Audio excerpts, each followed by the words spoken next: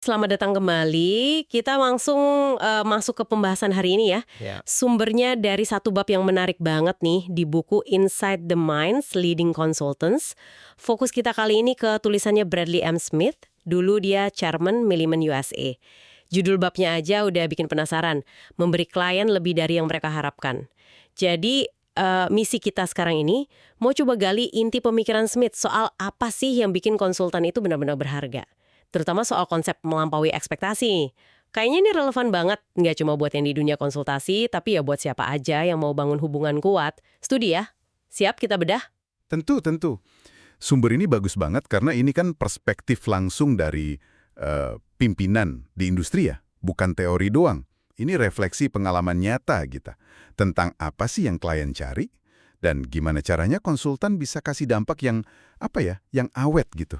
Lebih dari sekedar kontrak lah. Oke, kita mulai gali dasarnya dulu nih. Smith itu ngajuin satu ide yang sebenarnya simple, tapi kayaknya sering kelewat. Dia bilang intinya tuh, semua kerjaan konsultan itu muaranya ke satu pertanyaan dari klien. Gimana pendapat Anda? Gitu kan? Persis. Dan ini dalam loh artinya. Bukan sekedar nanya teknis atau kapan kelar. Di situ ada unsur kepercayaan. Klien itu bergantung pada penilaian konsultan. Judgment-nya itu. Mereka nggak cuma beli data atau laporan tebal, tapi butuh opini yang kuat yang ada dasarnya. Contohnya kan yang resiko tinggi tuh, kayak nentuin cadangan asuransi, atau tarif premi, atau liabilitas pensiun. Itu kan krusial banget. Betul. Butuh lebih dari sekedar angka ya jadinya ya. Butuh semacam kearifan juga mungkin. Iya, bisa dibilang gitu. Kearifan dan keberanian buat ambil sikap berdasarkan analisis dan pengalaman. Nah, ini nyambung ke poin berikutnya dong. Kalau pertanyaannya sedalam itu, berarti nggak ada dong solusi yang siap pakai atau cookie cutter gitu. Smith kan juga nekenin tuh, dunia ini kompleks, masalah tiap klien itu ya unik. Tepat sekali. Nggak bisa kita pakai satu formula buat semua. Beda industri, beda perusahaan, beda masalahnya. Makanya, disinilah tantangan utamanya. Konsultan itu harus bisa mikir beneran, mikir mendalam. Analisis situasi spesifik kliennya, pahami konteksnya, baru deh rumusin solusi yang pas buat dia. Jadi bukan cuma aplikasi teknis ya, tapi lebih ke proses intelektual gitu. Iya, proses intelektual yang kritis dan kadang juga kreatif. Kemampuan mikir ini aset utamanya. Oke. Nah, sekarang kita ke bagian yang menurut saya paling greget nih dari gagasan Smith. Soal nilai tambah. Dia bilang ngasih nilai tambah itu wajib. Tapi standarnya itu loh, gila banget. Ngasih nilai setara sama biaya yang dibayar klien itu katanya gagal. Nggak cukup sama sekali. Wah, ya. Standarnya emang tinggi banget. Targetnya harus berkali-kali lipat. Dia nyebut angka loh, 3, 5, bahkan 10 kali lipat. Ini kan kayak mengubah cara pandang banget ya. Betul. Ini bukan sekedar tips good service. Ini lebih fundamental. Kayak ngubah peran konsultan gitu. Dari cuma penyedia jasa, jadi pencipta nilai strategis. Kenapa harus setinggi itu sih standarnya? Apa alasannya? Karena menurut Smith, cuma dengan cara ini, kepercayaan yang benar-benar kuat dan hubungan jangka panjang bisa dibangun. Hubungan yang strategis ya, bukan transaksional. Kalau klien terus-terusan ngerasa investasinya ke konsultan itu ngasih dampak bisnis yang gede banget, jauh di atas biaya, nah baru pintunya kebuka buat diskusi yang lebih dalam lagi. Diskusi yang lebih dalam tuh maksudnya gimana? Ya, diskusi yang nggak cuma soal masalah teknis awal aja. Klien jadi ngajak ngobrol soal arah bisnis, strategi jangka panjang, peluang baru, atau bahkan restrukturisasi. Konsultan dilihat bukan lagi cuma pemadam kebakaran, tapi jadi mitra strategis buat mikir bareng. Oh, jadi target 10x itu bukan cuma biar klien senang, tapi buat ngubah level hubungan ya, jadi kemitraan gitu. Iya, kemitraan sejati. Dan ini nyambung ke filosofi intinya dia, yang diulang-ulang terus. Selalu kasih klien lebih dari yang dia harapkan. Dan ini berlaku buat semua jenis proyek ya, mau yang fixed fee atau yang time and expense. Betul, universal. Jadi ini bukan soal trik harga, tapi soal etos kerja. Komitmen buat ngasih lebih di setiap kesempatan. Ini soal bangun reputasi jangka panjang juga berarti ya? Pasti. Klien yang puas banget, yang ngerasa dapat nilai luar biasa, dia nggak cuma balik lagi, tapi dia juga bakal cerita kemana-mana. Jadi duta kita gitu. Efeknya gede buat pertumbuhan bisnis. Oke, Menarik banget soal nilai tambah ini. Lanjut ya, Smith juga ngingetin kita soal sifat pengetahuan di profesi ini. Dia bilang, pertanyaan klien itu dinamis banget, nggak bakal sama terus. Yang penting hari ini, mungkin 6 bulan lagi udah beda, apalagi 2 tahun. Nah, di sini nih konsep kuncinya muncul. Dia bilang, pengetahuan dan pengalaman kita itu kayak aset yang terus menyusut. Amortizing assets, gitu istilahnya. Aset yang menyusut, maksudnya gimana tuh? Ya, artinya nilai dari apa yang kita tahu sekarang itu bakal berkurang terus seiring waktu kalau nggak diupdate.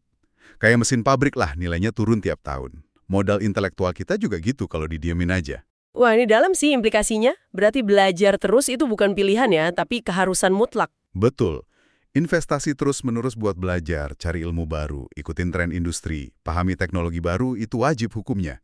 Kalau nggak, ya kemampuan kita buat ngasih nilai tambah tadi, apalagi yang 10x lipat, bakal luntur. Nggak relevan lagi nanti. Nah, soal cara belajarnya, Smith kan nekenin banget soal membaca. Baca secara luas katanya. Kenapa tuh? Iya, dia spesifik banget soal membaca. Dan bukan cuma baca yang terkait kerjaan langsung aja. Dia dorong baca lintas industri, lintas negara, bahkan topik di luar bisnis, kayak sejarah, seni, sains. Kenapa gitu? Apa hubungannya baca novel sama kerjaan konsultan misalnya? Menurut Smith ada 2 manfaat utama. Pertama, biar kita bisa antisipasi pertanyaan klien di masa depan. Tren di satu sektor atau negara itu sering jadi early warning buat sektor atau negara lain kan? Jadi kita bisa lebih proaktif. Oh, jadi bisa lihat pola gitu ya? Iya, lihat pola yang mungkin klien sendiri nggak lihat karena terlalu fokus di industrinya. Kedua, ini juga penting banget. Baca itu ngasah kemampuan komunikasi. Komunikasi? Gimana caranya? Ya, semakin kita sering ketemu tulisan bagus, kosakata kaya, cara penyampaian ide yang jernih, otomatis kemampuan kita nulis dan ngomong juga ikut terasah. Jadi lebih gampang jelasin konsep rumit ke klien dengan efektif. Masuk akal, masuk akal. Jadi bukan cuma soal apa yang kita tahu, tapi juga gimana cara nyampainnya ya? Ini nyambung ke skill esensial lain yang dia sebutin. Selain pengetahuan, ada mendengarkan. Ya, mendengarkan. Tapi bukan sekedar dengerin ya, mendengarkan aktif. Terutama pas kliennya sendiri mungkin belum jelas masalahnya apa. Sering kan yang diomongin di awal itu cuma gejala. Nah, kemampuan kita buat gali lebih dalam, tanya yang pas, buat nemuin akar masalahnya, itu nilai tambah banget. Jadi bantu klien mendefinisikan masalahnya gitu ya? Betul. Itu kontribusi fundamental. Terus tentu aja komunikasi lagi, baik nulis laporan atau pas presentasi dan diskusi. Smith tegas banget ya soal ini. Katanya percuma pintar kalau nggak bisa ngomong ke klien. Iya, bener. Analisis secanggih apapun jadi sia-sia kalau nggak bisa dikomunikasikan dengan cara yang klien ngerti dan terima. Jelas, ringkas, pas sama audiensnya. Selain itu dia juga pakai analogi olahraga ya, blocking dan tackling. Maksudnya apa tuh? Hahaha. Iya, itu maksudnya penguasaan fundamental profesi, teknik-teknik dasar yang jadi fondasi. Kalau di konsultasi ya mungkin kayak metodologi analisis yang kuat, riset yang benar, etika kerja, manajemen proyek yang disiplin, detail, hal-hal dasar tapi penting banget. Jadi sukses jangka panjang itu dibangun di atas fundamental yang kuat, bukan trik-trikan gitu ya? Iya, menurut dia gitu. Harus solid di dasarnya dulu, baru bisa nanganin yang kompleks-kompleks. Oke, nah setelah ngomongin tuntutan tinggi soal nilai, belajar terus, kuasai fundamental, kok Smith malah bawa kita ke soal work-life balance, ya. Katanya ini malah seni sejati dari karir konsultan yang sukses. Agak kontras ya kesannya. Justru itu yang bikin menarik. Dia nggak naif kok. Dia ngakuin kerjaan ini nuntut banget. Sering bikin kita kelewat acara keluarga atau momen pribadi. Tapi dia bilang, kemampuan buat secara sadar nemuin keseimbangan itu kunci utama biar bisa awet di karir ini. Jangka panjang. Biar nggak burn out gitu ya? Persis, risiko burnout itu tinggi banget. Makanya nemuin keseimbangan itu jadi seni tersendiri. Terus gimana caranya nemuin keseimbangan itu? Ada resepnya nggak dari dia? Nah, itu dia. Nggak ada resep tunggal. Dia bilang ini sangat individual. Beda orang, beda cara. Yang penting ada kesadaran dan usaha aktif buat ngasih porsi yang pas buat urusan pribadi. Nggak melulu kerjaan. Dan katanya, klien yang rasional juga seringnya bisa ngerti kok, asal kita komunikasikan dengan baik dan kerjaan nggak keteteran. Terus apa hubungannya keseimbangan ini sama sukses sebagai konsultan? Cuma biar happy aja atau ada efek ke kerjaan? Lebih dari sekedar happy. Menurut Smith, keseimbangan ini bantu kita jaga energi, fokus, kejernihan pikiran. Konsultan yang segar itu biasanya lebih kreatif, lebih tajam analisisnya, lebih empatik juga ke klien.